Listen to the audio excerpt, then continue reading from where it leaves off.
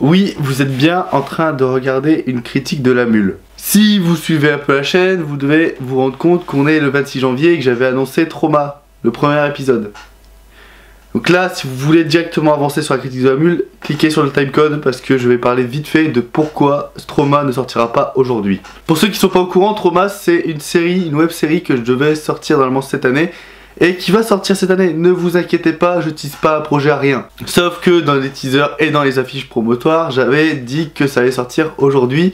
Or, ce que j'avais pas prévu, c'est que j'allais trouver un taf depuis l'annonce du projet, c'est que j'allais être malade, et c'est que j'allais prendre du retard. Parce que avec les vidéos de fin d'année et tout ça, j'ai pris beaucoup de retard sur Trauma. Maintenant c'est mort, j'annonce plus de date, parce que je vois que ça me fout trop la pression, et j'avais pas envie de tout bâcler en une semaine pour vous sortir un épisode très moyen.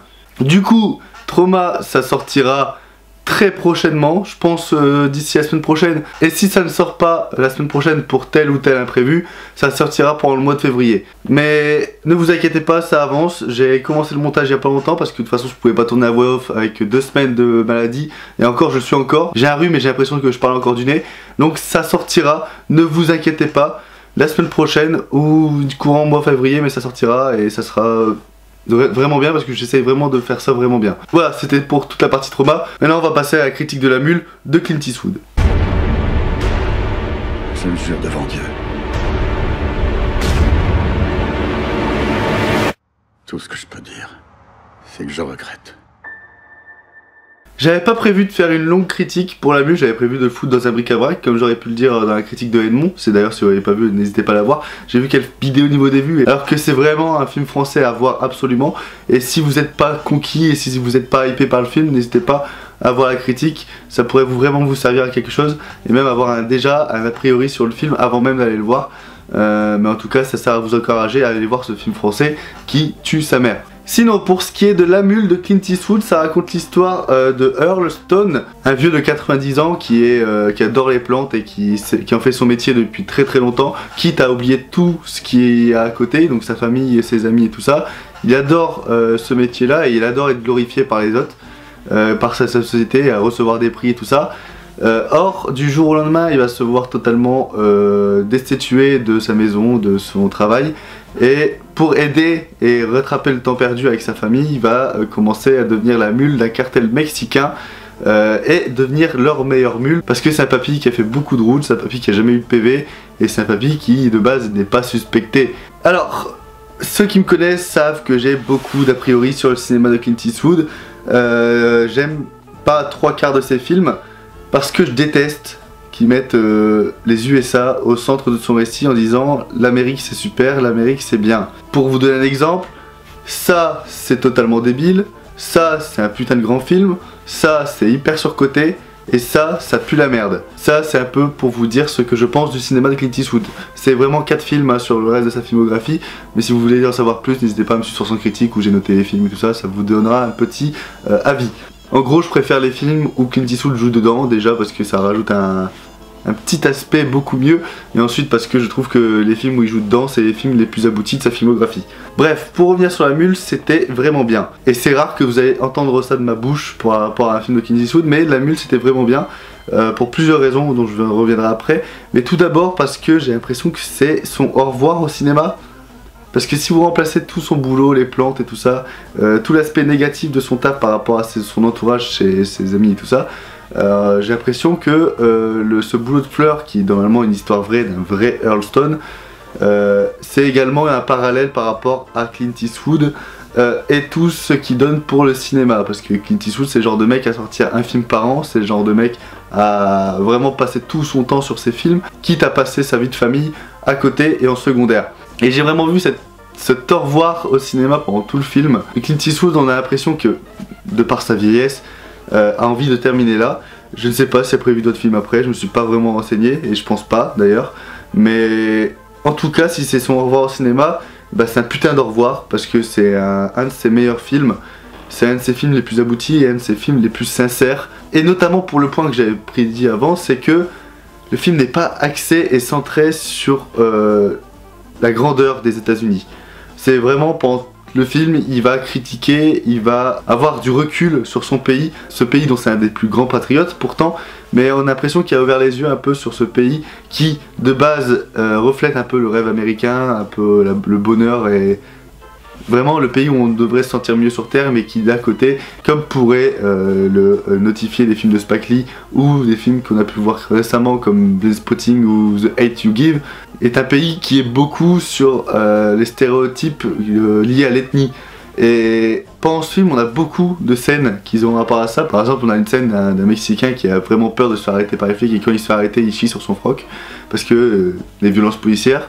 On a également une scène où dans une ville totalement blanche, deux Mexicains vont entrer dedans et vont direct se faire interpeller par le shérif qui va y voir une menace et qui va demander vite de se barrer de là parce qu'ils n'ont pas envie d'avoir ça dans leur ville, parce qu'ils n'ont pas envie d'avoir de problème. On a plein de scènes comme ça où Clint Eastwood, justement, pour une fois dans sa carrière, va prendre du recul sur les États-Unis, et ça m'a fait beaucoup de bien parce que c'est justement ce que je redoutais avec La Mule. Ce que je redoutais, c'était vraiment ce côté très patriotique, et je ne l'ai pas du tout retrouvé pendant le film. Alors certes, le personnage de Clint Eastwood représente un peu l'américain de base, mais cet américain n'est pas parfait, et c'est pas parce que il n'est pas parfait qu'on ne s'y attache pas. Justement, le personnage de Orson, on s'y attache comme jamais. Je pense que c'est un des personnages de Clint Eastwood où on s'y attache le plus.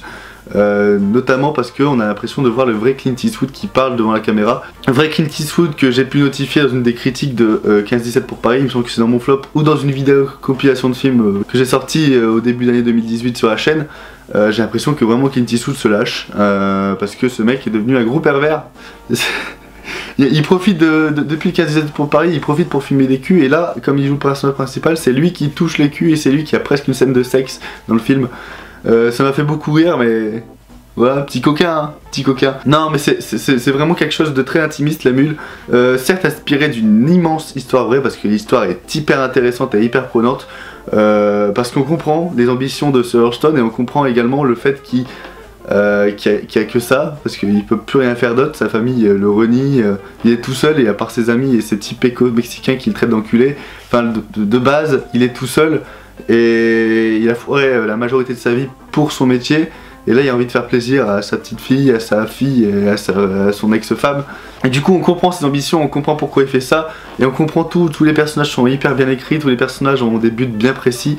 Vraiment c'est vraiment bien foutu à ce niveau là, et on s'attache vraiment à ce personnage. Ce qui est assez plaisant aussi, parce que dans le 15-17 pour Paris, j'avais pas du tout retrouvé d'attachement pour le personnage. Les personnages on s'en foutait, c'était un road trip de vacances comme j'ai dit. Enfin, c'était pas du tout intéressant. Et ici on est beaucoup plus dans un film trip, c'est genre on va vraiment voyager un peu partout aux États-Unis, avoir beaucoup de plans dans la voiture, beaucoup de trajets, mais c'est en même temps un film sur la quête de soi, c'est en même temps un film sur une remise en question de soi-même, une remise en question de sa vie, parce que le personnage de Hurston est au bout de sa vie, il a 90 ans et il risque pas de vivre pendant longtemps. Et d'ailleurs il y a une scène de deuil dans le film qui fait vraiment mal, parce que on pourrait s'y attacher pour n'importe quel moment. Il suffit qu'on ait déjà vécu une scène similaire dans sa vie pour être vraiment investi dans la scène. Vraiment dans le film il y a beaucoup de scènes où on s'y identifie beaucoup et qui sont vraiment réalistes. On ressent beaucoup de danger aussi pour le personnage principal, ce qu'on ne retrouve pas souvent dans les films de Clint Eastwood, parce que comme c'est la grandeur américaine, ils sont un peu imbattables et intouchables. Non, vraiment il y a beaucoup de côtés pendant ce film qui sont vraiment bien. La réalisation est vraiment très bien, sans être grandiloquente, elle est vraiment très bonne. Et étonnamment le film est drôle aussi, et ça m'a beaucoup surpris, parce que un film drôle de Clint Eastwood, enfin on voit pas ça tout le temps, mais il s'est lâché, et ça fait du bien. Il y a des punchlines à la Inspecteur Harry dans le film, il y a des trucs qui sont vraiment drôles dans le comportement du personnage de Hurston. Enfin, il y a beaucoup d'humour pendant le film qui sont vraiment le bienvenu. C'est pas de l'humour inséré comme ça, c'est juste le caractère du personnage qui est comme ça. Et vraiment, ça fait du bien aussi. Il y a quelques petits défauts d'ailleurs, parce que c'est pas vraiment parfait, hein, mais les petits défauts, c'est qu'au début du film, c'est les étapes. Il va commencer à faire la mule pour payer quelque chose à sa petite fille. Quand il va décider d'arrêter, parce qu'il a décidé de le faire qu'une fois, il va rentrer dans un bar et le bar il aurait pris feu, donc du coup il va vouloir aider. Après il va vouloir aider une patinoire, après il va... Enfin vraiment au départ c'est vraiment je fais ça par étapes, et il n'y a pas beaucoup d'inspiration derrière. On aurait pu marquer plus de problématiques du personnage. Après je sais pas si c'est vraiment ça dans la vraie vie et dans l'histoire vraie, mais en tout cas un peu d'originalité dans le scénario pour ce début de film et pour cette motivation de personnage pour faire ça, qui est un boulot extrêmement dangereux et très illégal. Donc ça mérite pas non plus de faire ça, genre pour une patinoire par exemple. On a beaucoup de scènes de tension aussi. Le fait que les flics ils vont chercher un véhicule noir, une remorque noire, ça va beaucoup nous aider pour une tension particulière au film. Parce qu'à chaque fois on va se demander si les flics ils vont avoir trouvé un vrai véhicule ou non. Enfin, il y a vraiment de trucs qui sont vraiment bien foutus. Dans les défauts aussi, un peu trop de musique. Il y a beaucoup, il y a un peu de film jukebox au début du film qui rend très mal. Enfin, on aurait préféré un peu plus de silence pendant le film.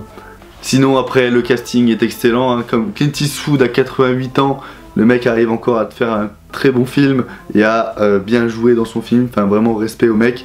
Après on a Bradley Cooper, Laurence Fishburne, Michael Pena, Diane West, Andy Garcia, enfin un très bon casting, qu'ils ont tous des très bons rôles. Bradley Cooper pour une fois n'est pas mis au devant de l'affiche, il a un personnage très humain qui même dans son dernier dialogue fait du bien. Enfin le mec est vraiment très compréhensible et toutes les interactions qu'il y a avec le personnage de Earl Stone sont vraiment bien écrites. D'ailleurs tous les dialogues sont vraiment bien écrits, il y a beaucoup de dialogues qui sont très métaphoriques et qui créent beaucoup de parallèles dans la vraie vie de Clint Eastwood et ça fait... C'était vraiment bien écrit. Par contre le film n'est pas écrit par Clint Eastwood, là, je tiens à le dire, c'est réalisé, interprété mais pas écrit par Clint Eastwood. Je pense que c'est pour ça qu'il n'y a pas ce côté patriotique, mais en tout cas ça fait pas de mal. Non vraiment La Bulle c'était une très bonne surprise, je m'y attendais pas, je pensais que j'allais pas aimer le film parce que Clint Eastwood c'est pas non plus le réalisateur que j'adule le plus. Mais en tout cas c'était une très bonne surprise que je vous recommande vraiment de voir parce que si vous aimez tout ce qui est enquête, l'histoire vraie, c'est vraiment une des meilleures que j'ai pu voir ces derniers mois. Non, c'est vraiment très bien foutu, ça a du rythme, ça dure 2 heures, on voit pas le temps passer. Et franchement, c'est un des meilleurs Eastwood, donc rien que pour ça, ça mérite de prendre un ticket de cinéma et d'aller voir ça pour passer un très bon moment pendant 2 heures. Voilà, j'espère que cette critique du film La Mule vous aura plu. N'hésitez pas à mettre ce que vous avez pensé de la critique ou du film dans les commentaires, à liker, partager la vidéo sur vos réseaux sociaux. N'hésitez pas également à aller voir mes dernières vidéos, que ce soit pour le catch ou pour les critiques. Il y avait Elmond et Glace qui sont sortis très récemment. C'était Louane, on se retrouve très prochainement pour une nouvelle vidéo. Ciao tout le monde, peace.